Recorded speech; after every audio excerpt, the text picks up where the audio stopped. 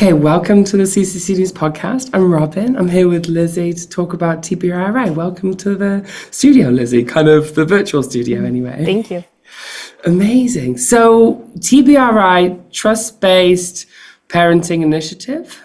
Trust-Based Relational Intervention. Thank you, much better. Okay, so tell me about what that is and what you guys are doing. Yeah, so Trust-Based Relational Intervention is an intervention that was really developed for working with kids, vulnerable kids who have experienced harm. So typically it's used a lot with foster and adopted children.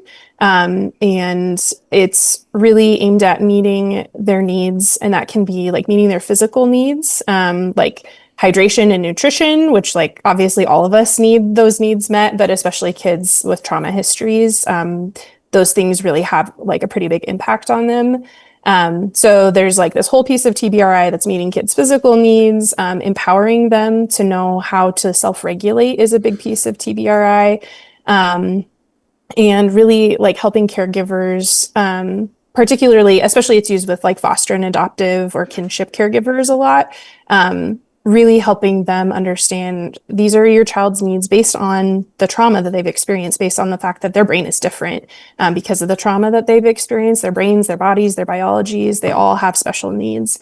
And so seeing that need and then meeting the need through, really attuned caregiving, through really focusing on building healthy attachment and building trust with these children, because many children who have histories of harm, they have a really hard time trusting adults because adults have caused them a lot of pain in their lives. And so TBRI is really about seeing the need of these children with trauma histories and meeting that need, and just showing up for those kids and taking care of them, and supporting them through all that and helping them heal. Hey, Robin, did you ever try to drive a car with 3 tires? I have tried that a few times. I tried to get up on 2 wheels, but you need a really good ramp and definitely a helmet so you don't bang your head. Well, it's a good thing that Columbia Gorge Toyota are having a buy 3 tires, get 1 free sale right now. That would get my car right. I like that. My dipstick's also really black. I have gone goth before, but this is taking heavy metal to another level. Oh, man, right? Well, Toyota's also offering $16 off an oil change. That bright yellow conventional or synthetic oil is just the thing to make your motor happy. Nice. And here's something to keep you headed straight. Is it a ruler? No, but good idea, Robin. Actually, Toyota offers a free alignment check, and they'll even make sure your tires are in good rotation. Tom, I just can't do without my car on some days, and it is a Facebook Marketplace purchase, so it's a little tricky. Will I be left waddling up and down the sidewalk in my tennies? No way! Columbia Gorge Toyota has a 1-day complimentary rental car service on repairs that total over $500. Whoa, that's free ride. I love that. Is that from our friends at Columbia Gorge Toyota, Rachel and Aaron Carter? You bet, making your life easier and your car safer with quality repairs and service. 8 a.m. till 7 p.m., Monday through Saturday, 1900 West 6th Street, The Dalles.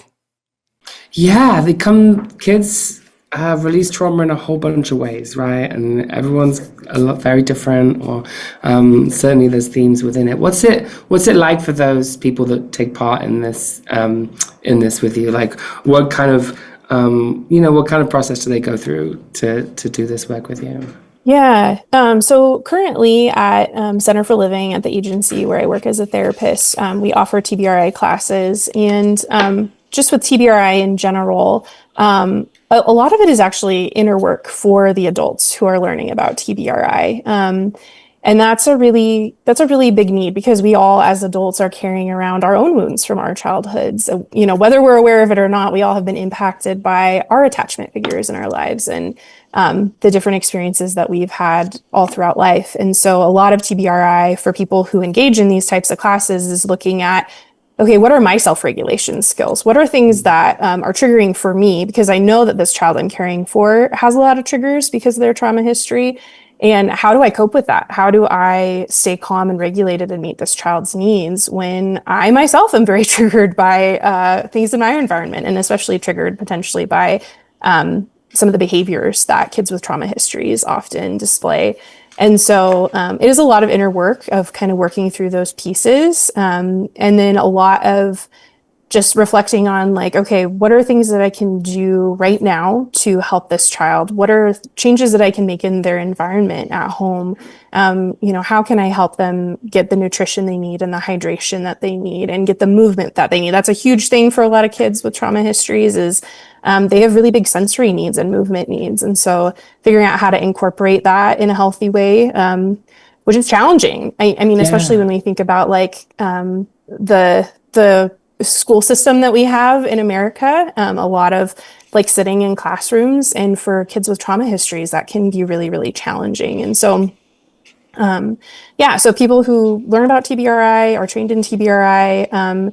It's really like thinking about what are ways that I can adjust how I am caring for this child to meet their needs rather than trying to fit this child in a mold.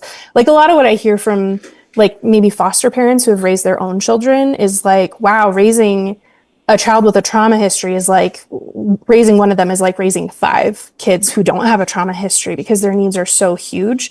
And so kind of shifting that lens of like maybe these certain methods worked really well with my own child that I raised who, I was in control of all the factors or a lot of the factors in their life and was able to protect them and keep them from a lot of harm. Maybe the things that worked with those kids aren't working with these foster kids that I'm raising or, kids that I've adopted because these kids, their brains and their bodies are just different because of what they've been through. So really a lot of it is just like working with caregivers on shifting that perspective and understanding that all behavior from children is communication. They're communicating a need. And so getting really curious about what is the need behind that behavior and how can I meet that need? Yeah, that's so interesting. Wow, thank you for sharing all that. Hey, Josh, did you know that we are funded by our readers in large part? I did know that, but please tell me more. Yeah, it's our local readers here that make it possible for us to go out and gather news on local businesses and important issues in our community. And so we need people to support local news. Did you know you can make a difference in our community's economy and culture by supporting local journalism? I bet you did.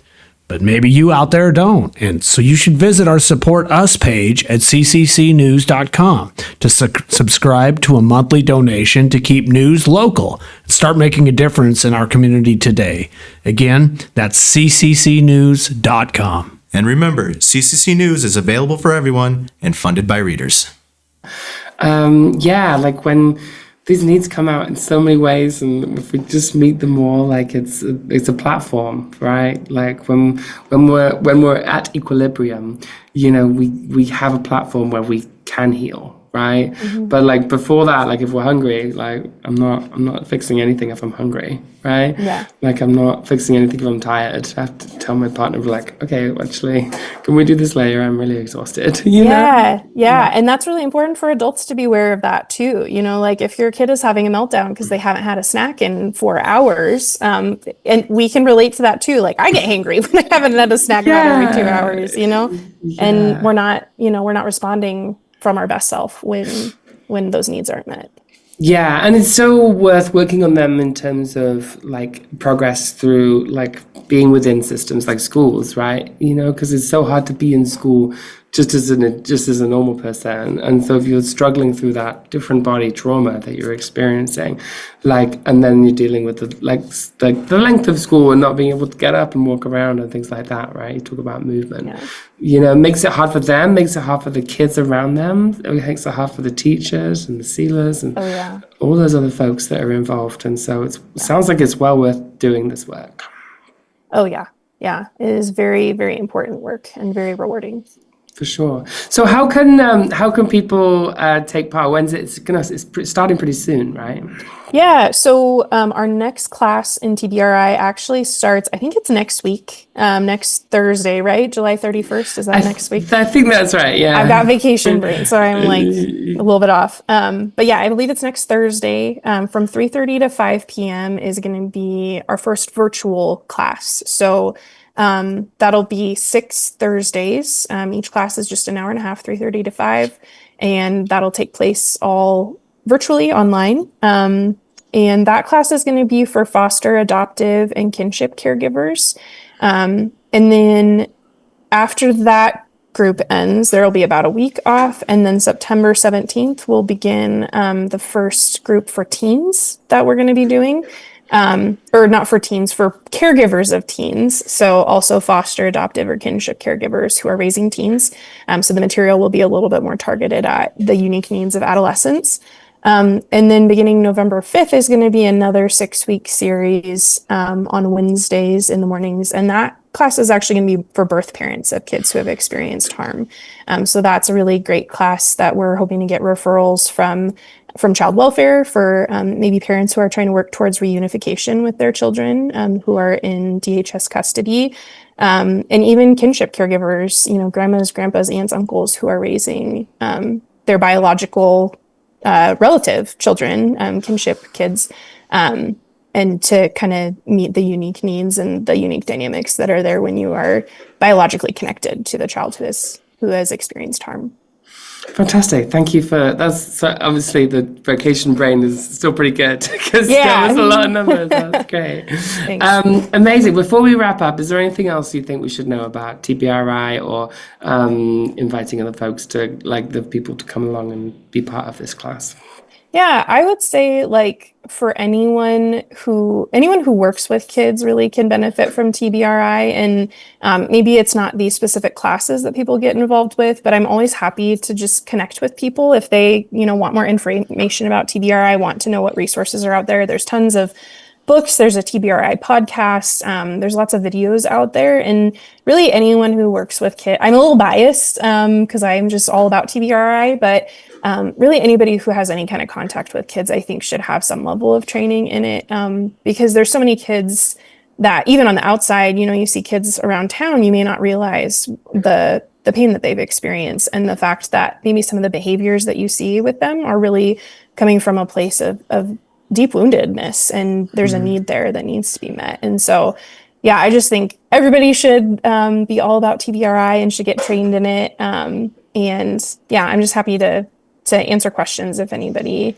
ever wants to reach out about it.